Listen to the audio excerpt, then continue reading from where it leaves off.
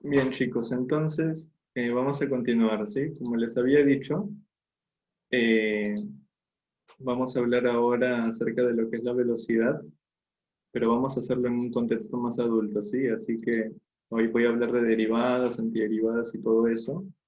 Si sienten que no están entendiendo mucho de lo que estoy diciendo, los invito a que vean los videos que ya están subidos en el canal de YouTube, los videos pasados. Ok, entonces vamos a hablar ahorita de velocidad o velocidad instantánea. Muy bien. Ok, entonces ahora quería hacer un último comentario antes de hablar de esto de acá, porque eso no lo mencioné en las clases de derivadas y tal vez debía hacerlo. Cuando yo expliqué lo que es la derivada, yo había un poco como que satanizado esta frase de acá, ¿no? Esta frase de acá. Creo que ya se entiende. Bien, eh, yo les había dicho que todo el mundo dice que la derivada es la tasa de cambio instantánea. Y yo había discutido con ustedes que esa frase de ahí es un oxímoron, es una combinación de palabras que se contradicen entre ellas, porque no tiene sentido hablar de una tasa de cambio en un instante, por la sencilla razón de que un instante de tiempo a ti no te da la suficiente información para saber acerca de cómo cambia algo. Mucho menos te va a dar información para saber la tasa de cambio de algo. Ahora, si algunos no manejan el término tasa de cambio, no se preocupen, ¿no? Tasa de cambio simplemente es una variación dividida por otra variación. Profe, ¿por qué divide variaciones? Por lo que les había dicho, porque estamos explotando la idea de Galileo. Galileo tuvo la genial idea de dividir variaciones para darse una idea de la rapidez de algo, y la derivada no es otra cosa que explotar esa idea al máximo. Bien, chicos, entonces yo les había dicho, ¿no? Que pateen esta idea de tasa de cambio instantánea, porque no tiene ningún sentido. No tiene ningún sentido hablar de la tasa de cambio instantánea, porque un instante de tiempo no te da la suficiente información para saber el cambio de algo, mucho menos para saber la tasa de cambio de algo. Entonces, ¿qué es lo que hacía la derivada? La derivada lo que hacía era instante a instante, fijaba un cambio, determinaba el cambio que se producía en la variable de salida o en la variable dependiente debido al cambio que ustedes generaron, y luego finalmente dividían ustedes esos dos cambios, ¿no? ¿Por qué dividen? Nuevamente porque quieren darse una idea acerca de la rapidez. Y luego, ¿qué hace la derivada? La derivada lo que hace es llevar el límite a ese proceso. Lo que la derivada hace es luego fijar cambios más y más pequeños en el delta x, cambios más y más próximos a cero, sin ser iguales a cero, y el valor hacia el cual se estabiliza esa tasa de cambio, el valor hacia el cual se estabiliza esa razón de variaciones, es lo que conocemos como derivada. ¿Sí? Explicado en palabras, ahora estoy haciendo un resumen de lo que expliqué en la clase, pero se trataba de eso de ahí. Lo último que yo quería comentarles a los chicos que sí estuvieron en clase era que yo había satanizado esta frase, pero en realidad no es necesario satanizarla, porque todas las personas que son adultas, todas las personas que tienen un dominio del cálculo, entienden que esta frase, que no tiene sentido, que es tasa de cambio instantánea, simplemente es un conjunto de palabras que te ayuda a recordar todo lo que hemos discutido. Todo lo que hemos discutido en derivadas es muy largo, tanto conceptualmente de recordar como de decir en palabras. Como es muy largo, ¿qué es lo que se hace?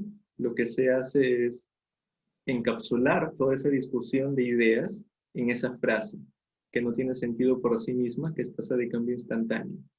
¿Para qué? ¿Con qué objetivo? Para que la mente descanse. Solamente es eso, jóvenes, para que la mente descanse. Entonces no hay ningún problema si ustedes de ahora en adelante dicen tasa de cambio instantánea, porque simplemente lo están usando como una frase para recordar toda la discusión de lo que realmente es la derivada. Y eso es lo que se hace, de hecho. Todas las personas adultas hacen eso. Ok, entonces ahora, en lo que nos queda de tiempo, porque nosotros tenemos siempre el problema en los 40 minutos, así que no se preocupen. Cuando nos quedemos sin tiempo, yo lo que voy a hacer es cerrar esta sala y voy a abrir una nueva, así que estén atentos para unirse. A ver, voy a discutir ahora lo que es la velocidad.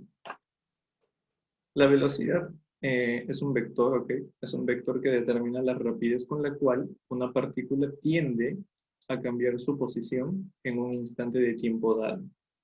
Eso es algo importantísimo, chicos. Eso es algo muy, muy valioso.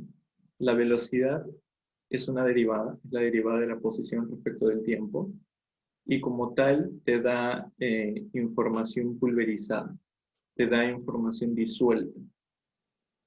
La velocidad en un determinado instante de tiempo te dice cómo tiende a cambiar la posición de la partícula en ese instante de tiempo para el cual has tomado la derivada.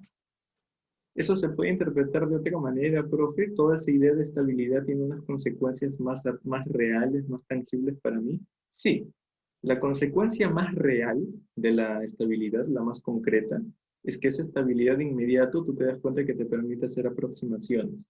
Y de hecho hemos discutido eso en clase también.